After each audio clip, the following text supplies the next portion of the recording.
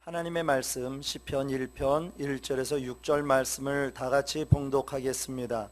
복 있는 사람은 악인들의 꾀를 따르지 아니하며 죄인들의 길에 서지 아니하며 오만한 자들의 자리에 앉지 아니하고 오직 야훼의 율법을 즐거워하여 그의 율법을 주야로 묵상하는도다.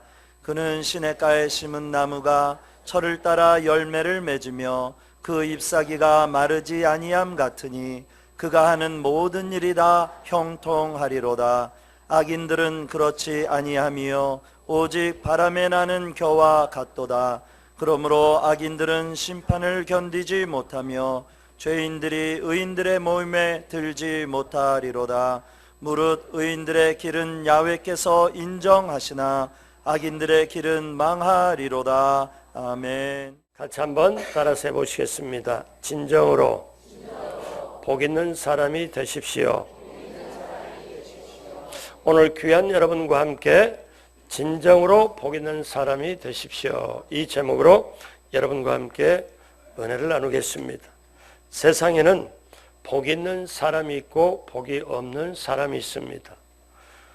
어떤 사람이 시집을 갔는데 그 사람이 그 집안에 들어온 뒤로부터 집안이 점차적으로 부유하게 되면 우리 집안에 복덩이가 들어왔다. 우리 집이 참 잘된다. 이렇게 말들을 합니다. 또 어떤 가정에 어려운 일이 있고 늘 힘들게 살다가 어떤 자녀가 태어났는데 일이 잘 풀기 시작하면 우리가 누구의 복으로 이렇게 잘 살게 되었다고 말합니다. 또 반대가 되면 복이 없는 사람이 들어와서 그렇다고 원망하기도 합니다. 그래서 세상에서는 옛날부터 복에 대하여 어디서 복이 어디로 흘러가는지 관심이 많이 있습니다. 그러면 성경은 우리에게 어떤 사람이 복이 있다고 할까요? 오늘 이 시간 예배를 드리는 저와 여러분은 성경적으로 주님 안에서 우리가 진정으로 복 있는 사람이 되어야 하는데 예수님은 누구를 가리켜 복 있는 사람이라고 할까요? 어려서 제가 초등학교 5학년 때 요즘 말로 보면 알바를 했습니다. 그때는 알바라는 말이 없었죠. 60년대니까. 동네 좀 나이 든 노총각이 저보고 새해 구정날 1일날 2일날 저보고 같이 좀 다니자고, 그러면 내가 너에게 돈을 좀 주겠다고. 그래서 그렇게. 그런데 그땐 뭐냐면 복조리를 전부 만들어 가지고 마을에 100가구가 넘었어요. 그러니까 동네가 좀 크니까 남촌, 석촌, 북촌, 동촌으로 나눴죠. 그래서 이 복조를 들고 집집마다 들어가면서 복 사세요, 복 사세요. 그렇게 하면서 근데 대부분 다 사요. 그러면 저는 이쪽으로 걸머지고 따라만 다니고 그분이 그냥 계속 외치고 그렇게 산 하나씩 이렇게 하고 난 다음에 제가 그 당시에 일당을 받았죠. 받았는데 그 초딩이 나중에 알고 보니까 이게 알바구나 싶어요.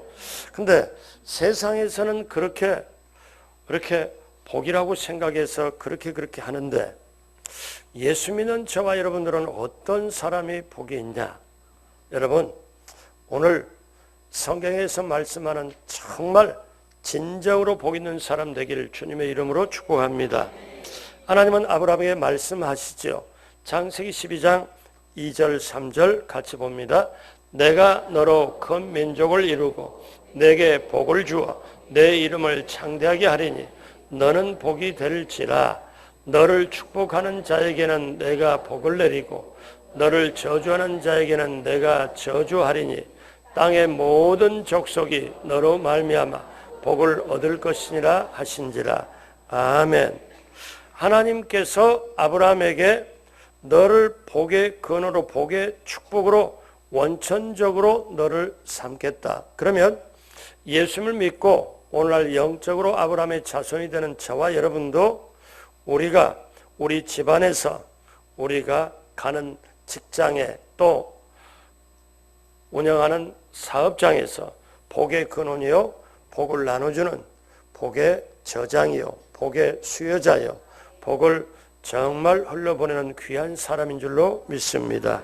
그래서 신약 성경에도 에베소 1장 3절에 찬송하리로다 하나님 곧 우리 주 예수 그리스도의 아버지께서 어디 안에서 그리스도 안에서 어디에 속한 하늘에 속한 모든 신령한 복을 우리에게 주시세.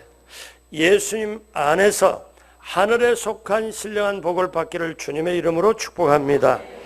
자, 그래서 우리에게 갈라디아서 3장 9절은 그러므로 믿음으로 말미암은 자는 믿음이 있는 아브라함과 함께 복을 받느니라.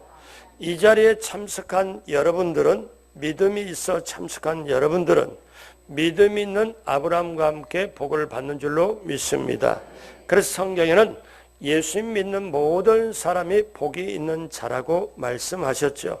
그래서 복의 원천, 복의 근원이 예수 그리스도, 그 예수님을 내 마음에 영접하고 모시면 예수님이 내 안에 계시기 때문에 내가 복된 사람인 줄로 믿습니다. 그래서 세상에서 정말 귀한 사람은 예수님과 함께하는 복 있는 사람. 오늘 이 시간에 그 복 있는 사람이 되어 하나님의 자녀로서 하나님이 예비한 귀한 축복, 하늘의 신령한 그 은혜와 땅의 형통함으로 함께하길 주님의 이름으로 축복합니다. 그러면 성경에 진정으로 복 있는 사람이 어떤 사람이라고 말씀합니까? 우리가 이걸 확실하게 알면 우리 금년에 남은 나의 평생에 복 있는 자의 발걸음이 되게 될 줄로 믿습니다. 그러면 먼저 복 없는 사람의 모습을, 복 없는 사람의 모습을 첫 번째로 한번 알아보겠습니다. 자, 시편 1편 1절을 같이 보겠습니다. 복 있는 사람은 악인들의 꾀를 따르지 아니하며 죄인들의 길에 서지 아니하며 오만한 자들의 자리에 앉지 아니하고. 자, 여기에 우리가 이제부터 확실하게 붙잡아야 될 게 있는데 복 있는 사람은 세 가지를 안 한다는 거죠. 어떤 걸 안 하냐? 여기에 복 있는 사람은 악인의 꾀를 따라가지 않고 죄인의 길에 서지 않고 오만한 자리에 앉지 않는다. 복 있는 사람은 이 세 가지를 안 한다는 거지요. 근데 이 말이 뒤집으면 똑같이 이런 말로 됩니다. 복 없는 사람은 이 세 가지를 한다. 복 없는 사람은 악인의 길을 따라가고 죄인의 길에 서고 오만한 자리에 앉는다. 그러면 정말 나는 어떤 사람이냐? 내가 정말 복 있는 사람이냐? 근데 오늘 시편 1편 1절을 다시 한번 보면요. 여기 우리가 행동에 점층적으로 전개되는 게 있어요. 한 번 더 다시 한번 합니다. 복 있는 사람은 악인들의 꾀를 따르지 아니하고 죄인들의 길에 서지 아니하며 오만한 자들의 자리에 앉지 아니하고. 자, 한번 보십시오. 이 말씀은 점차적으로 이렇게 넓어져 가면서 커져 갑니다. 높아져 가지고 이게 무슨 말이냐 하면은 악인들의 꾀를 따른다는 것은 악인들의 말을 자꾸 듣고 생각하고 하니까 내 생각이 악한 생각으로 채워져서 그런 다음에 어떻게 악한 행동으로 이어져서 죄인의 길에 서게 되고 죄인의 길에 서게 되고 자꾸 그렇게 되니까 악한 습관으로 자리 잡아서 오만한 자리에 앉게 된다. 그러니까 악인의 꾀를, 악인들의 말, 악인들의 생각을 안 좋은 사람 그걸 내가 받아들이고 하다 보니까 내 생각이 악인들의 꾀로 변해가서 그 생각하다가 그 악인들의 행동을 하게 되니까 죄인들의 길에 딱 서게 되고 그걸 계속 반복하고 습관적으로 하다 보니까 오만한 자리에 앉게 된다. 그래서 이 행동이 죄인의 길, 그 다음에 오만한 자리에 앉기 위해서는 처음에 악인들의 꾀를 생각하고 따라가는 거예요. 그래서 여러분들이 우리가 이런 말씀 들어봤을지도 모르겠어요. 생각이 행동을 낳고 행동이 습관을 낳고 습관이 인격을 낳는다. 고로 인격이 인생을 결정짓는다. 그러므로 기억하십시오. 복 없는 사람은 다른 사람들의 생각과 악한 생각을 받아들이고 그게 받아들여 보니까 내 생각이 악한 생각으로 물들어 버려 가지고 악한 행동을 하게 되고 악한 행동이 계속 습관으로 이어지다 보니까 오만한 자리에 앉게 된다. 그래서 이것이 복 없는 사람들의 행동이기 때문에, 습관이기 때문에 복 있는 사람은 그렇게 안 한다. 그러면 악인들의 꾀, 죄인들의 길, 오만한 자리에 앉아버린 복 없는 사람들의 모습은 어떤 결과를 가질까요? 오늘 1장 4절에 나옵니다. 같이 봅니다. 악인들은 그렇지 아니하며 오직 바람에 나는 겨와 같도다. 그러니까 악인들은 바람에 나는 겨와 같도다. 제가 초등학교를 다닐 때 중학교 1학년까지 시골에 있었습니다. 그러면 뭐 참깨도 그렇고 다른 것도 그렇고 이거를 이렇게 추수하거나 할 때 바람에 까불죠. 그렇게 되면은 알맹이는 이쪽으로 모이고 껍질은 다 이렇게 한쪽으로 모아가지고 나중에 불쏘시개로 하거나 불태웁니다. 또 거름으로 주기도 하지요. 곡식을 타작할 때는 알맹이와 껍질로 분류가 돼요. 근데 악인들은 바람에 나는 겨와 같다. 그렇기 때문에 결국 그거는 열매가 없고 나중에 처절하게 버림을 받습니다. 여러분, 사람이 가만 놔두면 선할까요? 악할까요? 가만히 안 놔둬봐서 모르겠는데요. 뭐 이렇게 할 수도 있겠지만 가만히 보면요, 사람에게는 원래 죄성이 원래 속에 있어가지고 그러면 남들이 잘했다, 잘됐다, 뭐 괜찮다, 성공했다 그 소식을 듣기를 너무너무 원하는 것보다 남들이 좀 내가 별로인 사람이 뭐가 좀 안 됐다 이런 거를 딱 들었을 때 겉으로 괜찮은 척하지만 속으로 그렇지 이렇게 할 수도 있다는 거죠. 그래서 저와 여러분들이 가만히 있으면 선해지냐? 천만에요. 노아 시대에 모든 사람이 죄를 짓습니다. 근데 성경은 간단하게 정의를 내리고 진단을 해버려요. 우리 창세기 6장 5절로 6절 같이 보면 야훼께서 사람의 죄악이 세상에 가득함과 그의 마음으로 생각하는 모든 계획이 항상 악할 뿐임을 보시고 땅 위에 사람 지으셨음을 한탄하사 마음에 근심하시고, 그러니까 사람이 마음으로 생각하는 모든 계획이 항상 악한 거니까 그걸 하나님이 보시고 내가 사람을 지은 거를 한탄하고 결국 노아 가족 빼놓고는 나머지를 전부 정리를 해버립니다. 그래서 악인들은 결과가 어떻게 되느냐? 오늘 5절 6절에 보면 그러므로 악인들은 뭘 견디지 못하며 심판을 견디지 못하며 죄인들이 의인들의 모임에 들지 못하리로다. 아멘. 그리고 6절에 보니까 무릇 의인들의 길은 야훼께서 인정하시나 악인들의 길은 망하리로다. 보십시오. 그러니까 복 없는 사람의 모습은 악인의 꾀를 따라가고 죄인의 길에 서고 오만한 자리에 앉으면 결국은 그 끝은 바람에 나는 겨와 같고 심판을 받게 되고 마지막 날에 하나님 보좌 앞에 받게 되는 심판, 그래서 결국 지옥불로 던져지는 그 결과를 초래를 합니다. 이것이 복 없는 사람 모습입니다. 자, 복 없는 사람 모습을 먼저 알아봤는데 그럼 둘째로 복 있는 사람의 모습은 어떠하냐? 우리 오늘 2절 말씀 다 같이 합니다. 2절 말씀. 오직 야훼의 율법을 그의 율법을 주야로 묵상하는도다. 자, 복 있는 사람은 하지 말아야 될 세 가지를 안 하고 이제 해야 될 게 있습니다. 이렇게 말씀드리고 싶어요. 복 있는 사람은 앞에 빨간 불이 신호등이 켜졌습니다. 가지 말라는 거죠. 어디? 악인의 꾀, 죄인의 길, 오만한 자리 가지 말라고 복 있는 사람 앞에 빨간 불이 켜졌습니다.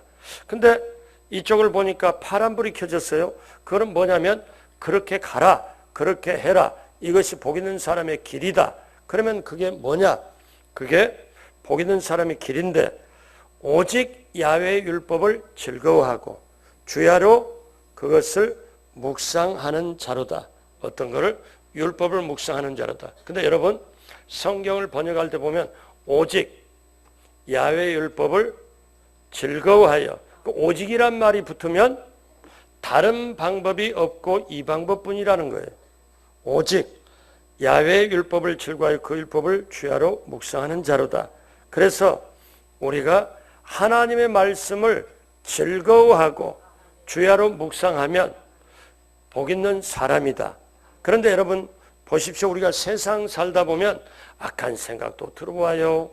그 다음에 지나갈 때 꾀도 들어와요. 그래서 예수 믿는 사람은 지혜가 있다 이렇게 말을 드려야지 저기 저 꾀보가 지나간다 이런 말은 우리 예수 믿는 사람하고는 맞는 게 아니죠. 그러면 우리가 복 있는 사람은 이 세 가지를 안 해요.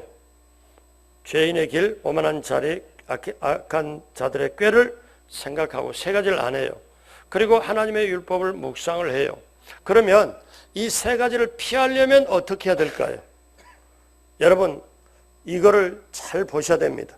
복 있는 사람은 1절에 세 가지를 안 하고 그러면 세 가지를 하지 않을 비결이 뭐냐? 그것은요. 내가 죄인의 길에 서지 않아야지, 오만한 자리에 앉지 않아야지, 악인들의 꾀를 따라가야지, 안 해야지. 맘 먹고 맘 먹는다고 그게 쉽게 되는 게 아니고 어떠냐면 여러분이 꼭 알아야 될 게 우리가 먼저 요한복음 13장 2절에 보면 마귀가 벌써 시몬의 아들 가롯 유다의 어디에? 마음에 예수를 팔려는 무엇을 넣었더라? 생각을 넣었더라. 그 마음 속에 생각을 넣어버리니까 마음이 생각으로 점령을 당합니다.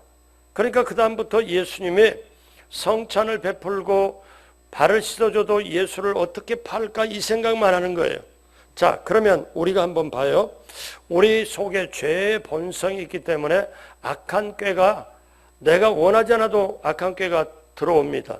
그리고 안 좋은 생각도 들어오죠. 자, 죄 짓고 싶은 그런 것도 들어오죠. 그러면 내가 어떠냐면 성령님의 인도함도 구하고 기도도 해서 말씀을 보면서 내가 이 악한 거를 꾀를 그 다음에 죄인의 길에 오만한 자리에 안 하도록 하지 말도록 해야 되는데 마음만 먹는다고 바로 되는 게 아니고 여러분 기억하십시오. 이거는 진리입니다. 내게 안 좋은 습관이 있어요. 버려야 될 습관이 있어요. 그러면 안 좋은 습관 버려야 될 습관을 버려야지 내가 이거를 내가 하지 말아야지 이렇다고 이게 해결되는 게 아니고 좋은 습관을 길들이면 좋은 습관을 내가 가져오면은 안 좋은 습관이 자리를 내줍니다. 그러니까 무슨 말씀이냐? 저와 여러분들이 말씀을 즐거워하여 묵상하고 생각하고 읽고 생각하고 필사하고 생각하고 계속 생각하면 그것을 계속 생각하면 그게 내 속에 자리를 잡게 되면 내 속에 악한 꾀, 죄인의 길, 오만한 자리가 자리를 비켜주고 몸 밖으로 생각 밖으로 밀려나는 거예요. 그러니까 우리가 정말 훌륭하게 되려면 좋은 습관을 가지고 있어야 되는데 좋은 습관을 내가 길들이면 그걸로 가지면은 안 좋은 습관이 밀려나서 내 속에 들어올 수 없게 됩니다. 이게 우리 사는 방법이에요. 그러니까 어떠냐면 이게 하나님이 지금 이 방법을 말씀하고 있어요. 자, 보십시오. 만약에 이 오늘 성경 말씀을 거꾸로 돼 있다면 맨 먼저 뭐냐면 자, 복 있는 사람은 악인의 꾀를 따라가지 않고 이렇게 기록이 돼 있잖아요. 근데 복 있는 사람은 율법을 즐거워하여 주야로 묵상한다. 그게 먼저 나왔다.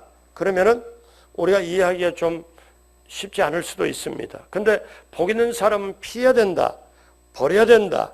없애야 된다. 벗어나야 된다. 이 세 가지에서. 그게 세 가지 벗어나야 될 그 방법이 뭐냐 이거죠. 벗어날 방법이. 하지 말아야지 생각하는 게 아니고. 그런데 어떤 분 내가 청소년한테 그렇게 보니까 목사님 이 게임 중독이 돼 있어요. 그래서 이제 상담을 하는데 목사님 있는데 근데요. 제가 말을 다 해줬더니 그 다음에 하는 말이 근데요 하면 그 다음에 꼭 안 좋은 말을 하려고 그래. 근데요 하는데 뭐라고 그러냐면 목사님 근데요. 제가 생각을 안 하려고 막 해서 때로는 머리를 갖다 벽에 찌으면서 생각 안 하지 않은 근데 더 생각나는 거 있지요. 뭐 이렇게 얘기를 해요. 왜? 이게 몰라서 그래요. 그러니까 오늘 여러분들이 이 설교를 듣는다면 2020년에 내가 반드시 복 있는 사람이 되어야 되겠다고 생각하면 여러분이 다른 거 다 제쳐두고 말씀을 먼저 읽고 이 말씀이 내게 주신 어떤 말씀인가 생각하고 이걸 계속 하다 보고 이 습관을 들이다 보면은 내 속에 생각과 행동과 습관에 붙어있던 안 좋은 습관들이 떨어져 나가요. 그렇게 되시길 주님의 이름으로 축복합니다. 그래서 복 있는 사람은 하지 말아야 될 것을 먼저 말씀하고 그 다음에 그거를 하지 말아야 될 방법을 말씀하는데 확실한 방법, 오직 하나님의 말씀을 즐거워하여 주야로 그것을 묵상하게 되면 우리가 모든 것을 이겨내게 될 줄로 믿습니다. 그래서 성경에 다윗은 어떠냐면 죄도 지은 사람이었고 다윗은 약한 사람이었고 다윗도 부족한 사람이었는데 다윗이 정말 잘한 게 있어요. 하나님의 말씀을 너무 즐거워하여 하나님의 말씀을 읽으려고 새벽이 되기 전에 깬 거예요. 새벽이 되기 전에 주의 말씀을 사모하여 새벽에 되기 전에 깼고 그 다음에 주의 말씀 얼마나 사모해서 뭐라고 말하냐면 이 주의 말씀이 내게 꿀과 송이꿀보다 달도다. 요즘 말로 말하면 초콜릿이나 아이스크림보다 더 달다는 얘기죠. 자, 다윗이 뭐라고 고백했냐면 시편 19편 7절로 8절 9절 10절 우리 천천히 같이 한번 합니다. 야훼의 율법은 완전하여 영혼을 소성시키며 야훼의 증거는 확실하며 우둔한 자를 지혜롭게 하며 야훼의 교훈은 정직하여 마음을 기쁘게 하고 야훼의 계명은 순결하여 눈을 밝게 하시도다. 야훼를 경외하는 도는 정결하여 영원까지 이르고 야훼의 법도 진실하여 다 의로우니 곧 금 곧 많은 순금보다 더 사모할 것이며 꿀과 송이꿀보다 더 달도다. 세상에 어떤 단 것보다 더 달고 금보다도 더 귀하다. 하나님의 말씀이 이걸 깨달아지고 이걸 맛본 사람만이 알 수 있습니다. 그래서 이 즐거워하는 그러면 자 묵상이 뭐냐?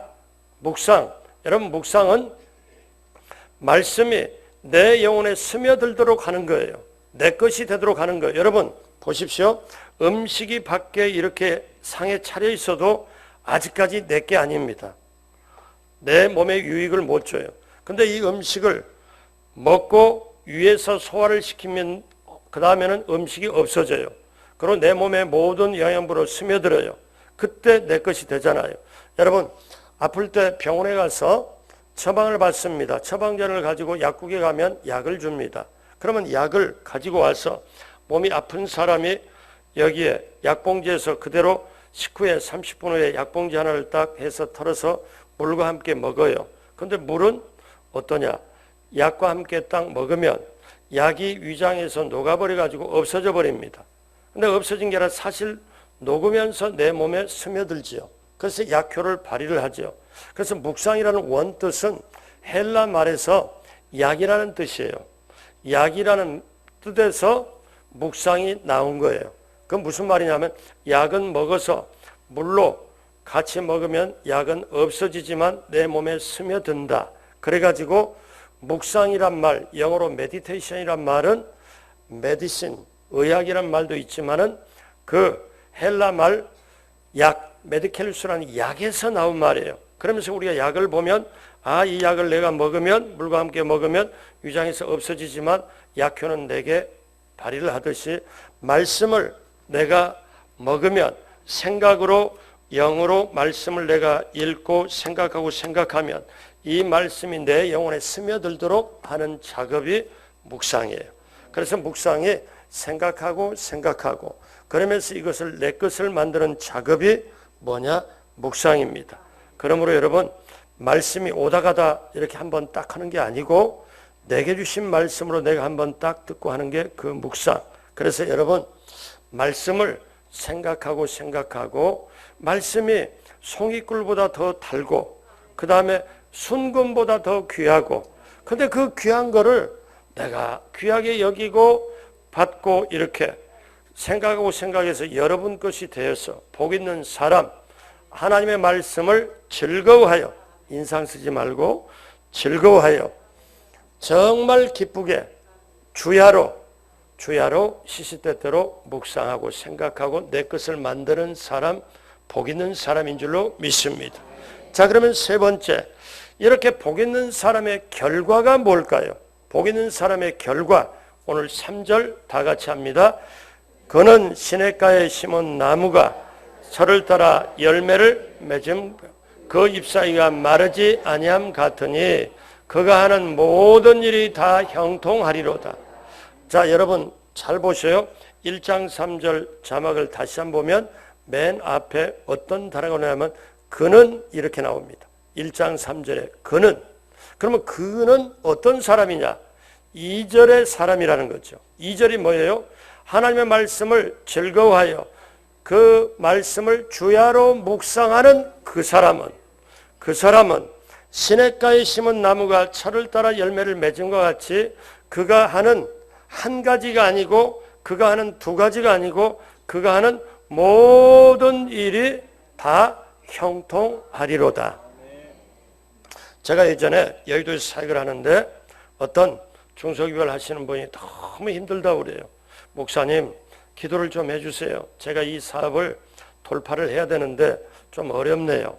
그래서 제가 이렇게 계속 보면서 그러면 방법을 제가 일러드릴 테니까 하실래요? 그랬더니 예, 꼭 하겠습니다. 그랬더니 그러면 말씀을 묵상하십시오. 그랬더니 아니 이분은 뭐냐면 주회종한테 와서 축복받아라 형통보 해더라 막 그렇게 할 줄 알고 그럼 방법 제가 일러드릴 테니까 그렇게 하십시오. 그랬더니 예. 그러더니 말씀을 묵상하십시오. 그러니까 웬 무슨 소리 하고 저를 쳐다보는 게 아주 눈이 갑자기 좀 커지더니 웬 뜬금없는 소리냐 하는 그런 눈빛으로 쳐다봐요. 저 잊혀지지 않는데 그래서 아니 지금 사업이 어렵고 힘든데 일이 지금 안 풀려서 좀 그런데 아니 왜 갑자기 말씀 묵상이라뇨? 그러길래 시편 1편 펴봅시다. 그래서 제가 오늘 본문을 자세히 설명을 해줬어요. 3절에 그는 그가 누구냐? 그가 2절에 말씀을 묵상하는 사람이다. 그는 시냇가에 심겨진 나무가 시절을 쫓아 과실을 맺으며 가뭄이 와도 잎사귀가 마르지 않고 그가 하는 한 가지 일이 아니고 두 가지 일이 아니라 모든 것이 다 형통하는데 제가 그분 보고 형통하기를 정말 원합니까? 그러니까 대답은 또 커져가지고 예. 그런데 말씀 묵상 자기가 지금까지 그러면 솔직하게 뭐라고 그러냐면 그런 말이에요. 자기가 지금까지 말씀 묵상해갖고 이 문제가 해결되고 이렇게 된다는 건 자기는 처음 들었대. 신앙생활 20년 넘게 해가지고. 그래서 내가 아니 이건 내 얘기가 아니고 성경 말씀이지 않냐. 그러니까 맞네요. 그러면서도 하는 말이 제가 말씀을 묵상을 하면 진짜 이렇게 될까? 아니 성경 말씀이라니까.